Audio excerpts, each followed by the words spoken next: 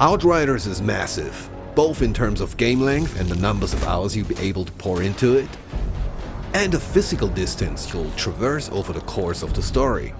So today we're excited to show you more of the journey and structure of Outriders, how you move about the game and how the various features, systems and story all come together.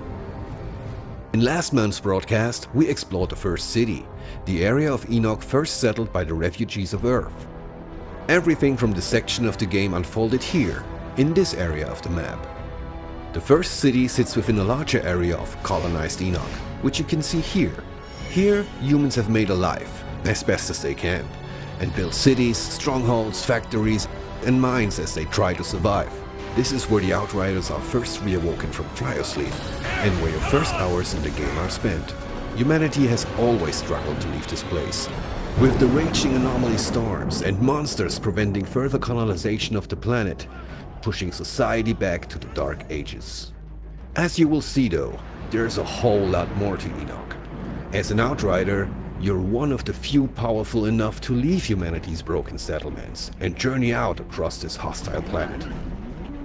But what does that mean in actuality? Outriders takes advantage of a hub-and-spoke structure, connecting busy, settled areas, the hubs, with combat arenas and free roam areas, the spokes. The main story missions push you through the game, and a large number of side quests and additional content can be discovered on or off the beaten path. As side quests scale to your level, so do the rewards. It means even early side quests can be meaningful played late in the game.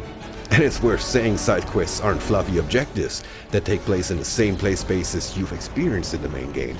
They're new, bespoke areas of Enoch that you could miss entirely, and they often reveal more secrets about the world and lore.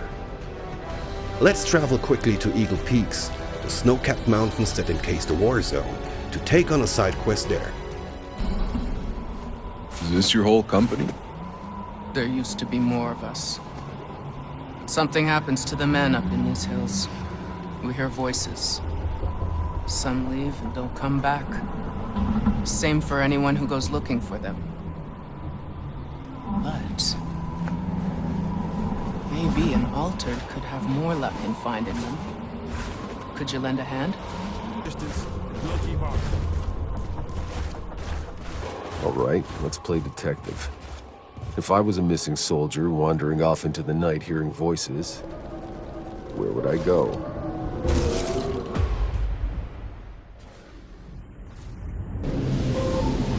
Come on! Oh, come on! Don't do this! I just came looking for my friend! He belongs here now!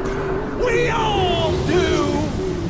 Today, the storm welcomes an apostate into its loving embrace!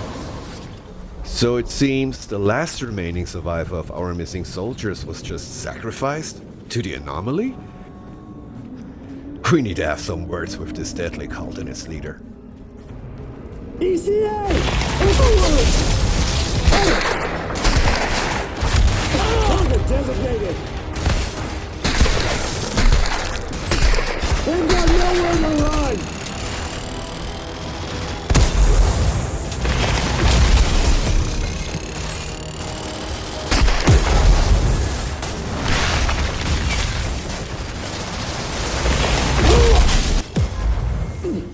Another notch in my blood!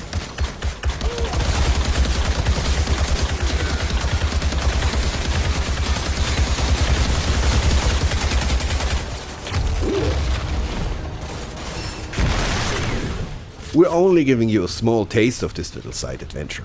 It takes a fair bit longer to make our way into the inner chambers here. And as always, we like to keep some surprises for you.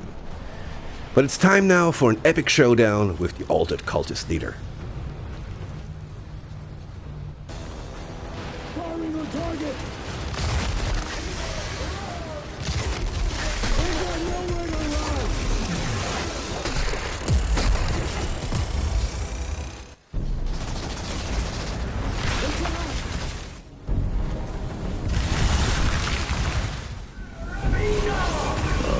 Seems you had yourself a little cult brewing up here. I don't know, this place seems to make people flip their fucking lids. Yeah, nice.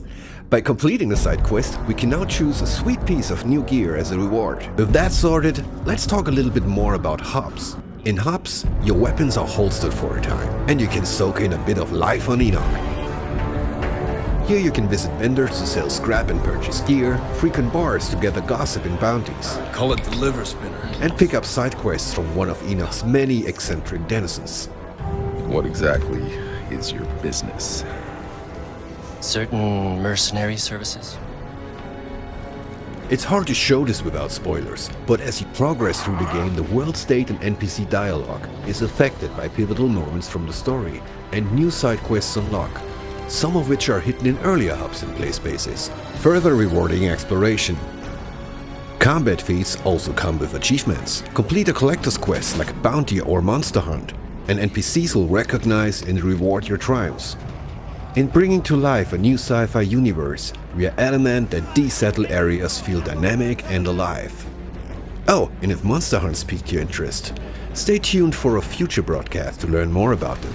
Well, this should be interesting. Crucially, hubs also allow you to check in on your Outriders truck and crew, which will grow as you progress throughout the game. We're going to talk more about the Outriders truck in the future, but its primary function is to transport you through the world, bringing many of the features of a town with it. All the functionality you'd expect from a hub hits the road with you. Your weapon vendor, your crafting, your crew. The truck is a moving RPG village. Now you don't operate the truck yourself. That job falls to your driver, Jakub, who we will talk more about later. But the customization options are vast, so you can personalize your ride along your journey. Okay, let's pack up and hit the road now. I need to head to the forest to continue my journey. Let's take a quick moment to introduce the crew. Your ride or dies accompany you on your quest to discover the source of the signal. Here we can see Jakub, who drives the truck and can handle any customization of the vehicle. Jakub was with your Outrider during the first arrival on Enoch, 30 years prior. A bright-eyed youth with an exciting life ahead of him on a new planet. Time has not been kind to poor Jakub. Here's Sahidi, who we met in the last broadcast. One of the few people on Enoch with a grasp on science and how to get mankind out of the pickle they happen to find themselves in. You can talk to Sahidi for weapon mods and crafting. We'll be talking more about this topic in the next broadcast. Finally, at least for the moment, there's Bailey, who's been appointed to your team by Corrigan, the Grand Marshal of Trenchtown, who's allowed you travel through the various sectors of the settlement. Let's go. Bailey hates the arrangement as much as you do, but is forced to join the journey. In camps like this, Bailey also acts as a gear vendor, with a host of unique weapons and armor you can trade for scrap. Other notable features of a given camp? Your stash, where you can store and withdraw equipment that you might not be able to hold on your person. The stash also allows you to move gear freely between your roster of player-built characters. Next to the hammock here, you'll always be able to change and customize the look of your Outrider. And of course the matchmaking terminal, which is hopefully self-explanatory. Before I'm leaving you for this month's broadcast, I'm going to take you beyond the safe confines of the Forest Enclave. It's a beautiful night, so let's head out there and explore. Hey, you remember my tunes I used to play? Like it was yesterday.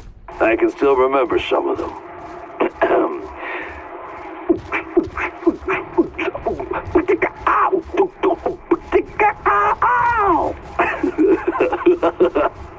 Please stop, Jakub. Please. I'm serious. Yeah, Jakub, I'm disconnecting.